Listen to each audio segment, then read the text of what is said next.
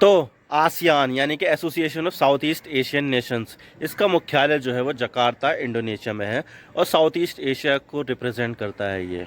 और भारत की बात की जाए तो भारत के लिए बहुत ज़्यादा इम्पोर्टेंट है, क्योंकि देखा जाए तो मोदी जी ने ये कहा है कि जो हमारी जो एक्ट ईस्ट पॉलिसी है उसका जो सेंटर पॉइंट है वो आसियान है। उनके साथ कोऑपरेशन बढ़ाना और उनके साथ ट्रेड को बहुत ज़्यादा करना।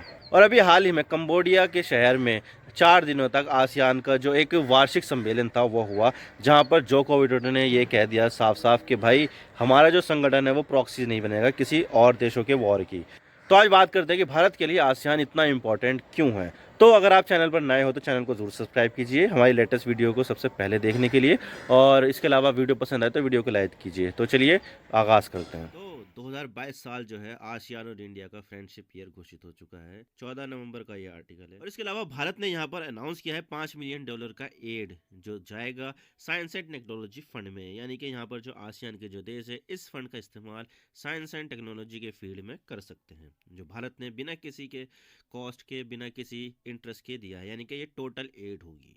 तो बात करते हैं कि मामला क्या है। तो अभी हाल ही में 10 नवंबर से लेकर 13 नवंबर के बीच कंबोडिया के नोम फेन शहर में association of south east Asian nation, जिसे हम आसियान कहते हैं, उसकी बैठक होती है, जो आसियान की एनुअल बैठक है, जो साल में एक बार मेंबर देशों में किसी न किसी देश में होती है। और इस साल इसके एक मेंबर कंबोडिया ने इसकी बैठक को होस्ट किया है, जहां पर कई सारी चीज़ों पर बातें की गई है, जैसे कि यूक्रेन वॉर और यूएस चाइना के बीच चल रहा कोल्ड वॉर, क्योंकि देखा जाए तो अभी यूएस और चाइना के बीच एक नया कोल्ड वॉर चल रहा है, जहां पर इसका एपी सेंटर है ताइवान।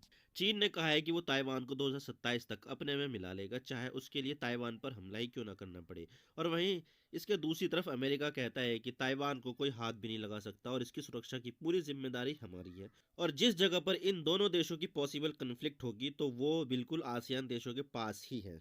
और इससे आसियान के देश भी चिंता कर रहे हैं, क्योंकि चीन का उनके साथ भी पंगा है साउथ चाइना सी को लेकर, जहां पर चीन इस पूरे समुद्र को और इसके आसपास मौजूद रिसोर्सेज को अपना दावा करता है। तो वहीं साउथ चाइना सी से लगते देश कहते हैं कि ये हमारा है और चाइना का इसमें कोई अधिकार नहीं है।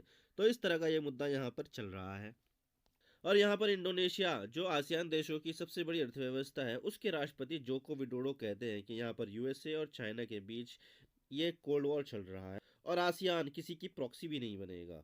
अब ये काफ़ी ज़्यादा इंपॉर्टेंट है, क्योंकि देखा जाए तो प्रॉक्सी का मतलब है किसी के बिहाफ पर काम करना, और इसका सबसे बेस्ट एग्जांपल है यूरोपियन यूनियन। यूरोपियन यूनियन आजकल अमेरिका की एक प्रॉक्सी बन गया है, और अमेरिका जो कुछ भी यूरोपियन यूनियन को कहता है तो वो इस चीज़ को मान लेता है, चाहे वो रशिया के ऊपर सैंक्शंस नहीं लगाना क्यों ना पड़े।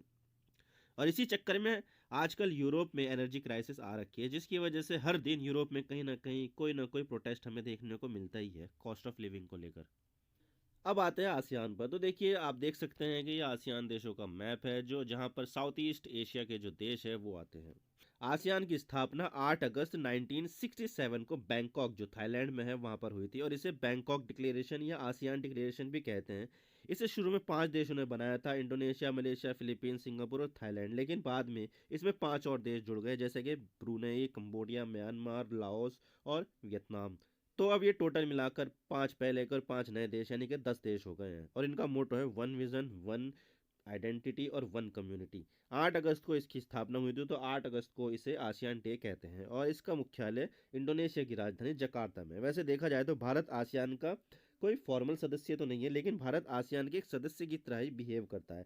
वैसे देखा जाए तो इसके 10 सदस्य हैं, लेकिन भारत समेत 5 और देशों को मिलाकर ये आसियान प्लस कहलाया जाता है। जैसे कि आपने सुना होगा ओपेक प्लस, जिसमें ओपेक के मेंबर शामिल होते हैं, और उसमें रशिया और कुछ और देश मिला दो तो ओपेक प्लस बन जाता है। ठीक इसी तरह ही आसियान के मेंबर देश, उसमें कुछ और देश मिला दो तो ये आसियान प्लस बन जाते हैं, जिसमें भारत भी शामिल है। और अगर देखा जाए तो भारत के संबंध आसियान के हर देश के साथ अच्छे हैं, लेकिन भारत में एक बेहद ही इंपॉर्टेंट पॉलिसी चलती है, जिसका नाम है एक्ट ईस्ट पॉलिसी, जिसमें भारत का मकसद है कि भारत पूर्वी एशिया के देशों को साथ बेहतर कोऑपरेशन करे और ट्रेड भी मजबूत हो। और इसी चीज़ को ध्यान में रखकर मोदी जी ने ये कहा था कि भारत की एक्ट ईस्ट पॉलिसी के आसियान केंद्र में है, यानी कि एक्ट ईस्ट पॉलिसी में आसियान की सबसे ज़्यादा इंपॉर्टेंस है, क्योंकि देखा जाए तो अगर आप पूरे आसियान को केंद्र में रखकर नीतियाँ बनाओगे और सहयोग करोगे तो आपको आसियान के सारे देशों का एक्सेस भी मिल जाएगा। और इसकी टोटल आबादी भी 70 करोड़ है, जो भारत के लिए बेहद ही खास है, और इस चीज़ के लिए भारत कोशिश भी बहुत करता है। 2010 में काफ़ी ज़्यादा लंबी बातचीत के बाद फाइनली भारत और आसियान के बीच एक फ्री ट्रेड एग्रीमेंट साइन हुआ, जिसके तहत भारत अपना सामान आसियान देशों में बिना किसी एक्स्ट्रा टैक्स के आसानी से बेच सकता है, और इसी तरह से आसियान के देश भी भारत में अपना सामान बिना एक्स्ट्रा टैक्स के बेच सकते हैं।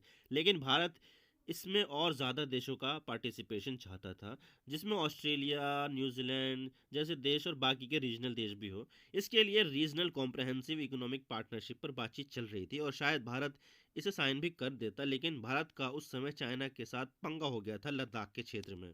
सुना होगा ना, आपने सुना होगा लद्दाख के आसपास के क्षेत्रों पर चाइनीज आर्मी आ गई थी, जिसकी वजह से भारत नहीं चाहता था कि आरसीईपी में यानी कि रीजनल कॉम्प्रहेंसिव इकोनॉमिक पार्टनरशिप में चाइना शामिल हो। तो भारत इसमें 2020 में निकल गया। लेकिन देखा जाए तो आसियान भारत के लिए अभी भी काफ़ी ज़्यादा इंपॉर्टेंट है, और भारत ने आसियान के साथ पिछले 7 सालों में सबसे ज़्यादा ट्रेड किया, यानी कि इससे पहले आसियान के साथ इतना ट्रेड नहीं होता था जितने इस साल लास्ट के 7 ईयर में हुआ है। तो आई होप आपको बातें समझ में आ गई होगी। आप मेरे इंस्टाग्राम पर भी जुड़ सकते हो। आप सिंपली जाइए इंस्टाग्राम में और सर्च कीजिए I_इमरान सिद्दीकी, और आप मुझे फॉलो कर सकते हैं। इसके अलावा आप मुझे ट्विटर पर भी फॉलो कर सकते हैं, यहाँ पर भी सेम ही यूज़र नेम है I_इमरान सिद्दीकी। तो दीजिए मुझे इजाज़त, मैं मिलता हूँ आपसे नेक्स्ट वीडियो में। अगर आपको वीडियो थोड़ी सी भी पसंद आए तो चैनल को ज़रूर सब्सक्राइब कीजिए। Thank you for watching. I really appreciate your precious time. God bless you all. Now signing off.